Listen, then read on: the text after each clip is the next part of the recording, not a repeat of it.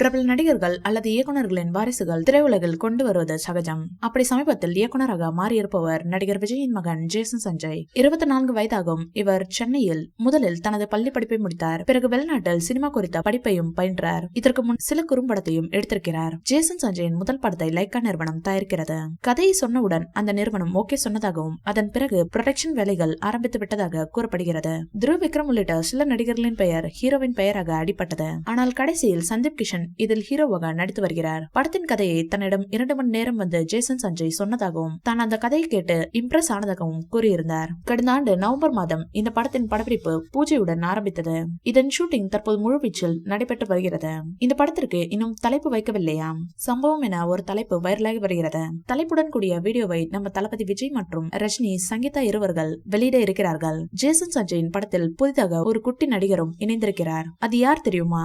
சமீபத்தில் வெளியான tourist family திரைப்படத்தில் வந்து கலக்கிய கமலேஷ் தான். இவர் முதலில் ராட்சசி படத்தில் ஜோதிகாவை சைட் அடிக்கும் குட்டி பையனாக நடித்திருந்தார். இதில் அவர் நான் உங்களை பொண்ணு பார்க்க வரட்டுமா டீச்சர் என்று கேட்பார். இவர் தற்போது ஜேசன் சஞ்சயின் முதல் படத்திலும் இணைந்திருக்கிறார். இவர் சமீபத்தில் ஒரு நேர்காணலை கொடுத்திருக்கிறார். அதில் தான் ஜேசனின் படத்தில் நடிப்பதை கூறியிருக்கிறார். மேலும் தான் படத்தில் நடிக்க வந்த 3 நாட்களில் ஜேசனிடம் 50 கேள்விகள் கேட்டதாகவும் அதில் எதற்குமே அவர் கோபப்பட்டதில்லை என்றும் கூறியிருக்கிறார். மேலும் ஒரு நாளும் செட்டில் அவர் கோபப்பட்டு கத்தியதில்லை என்றும் எதுவாக இருந்தாலும் அனைத்தையும் அவர் கூலாக ஹேண்டில் செய்வார் என்றும் அந்த குட்டி பையன் கூறியிருக்கிறார். இந்த வீடியோ பிடிச்சிருந்தா லைக் பண்ணுங்க, ஷேர் பண்ணுங்க. மேலும் விஜய் சார் பற்றிய தகவல்களுக்கு எங்க சேனலை சப்ஸ்கிரைப் பண்ணுங்க.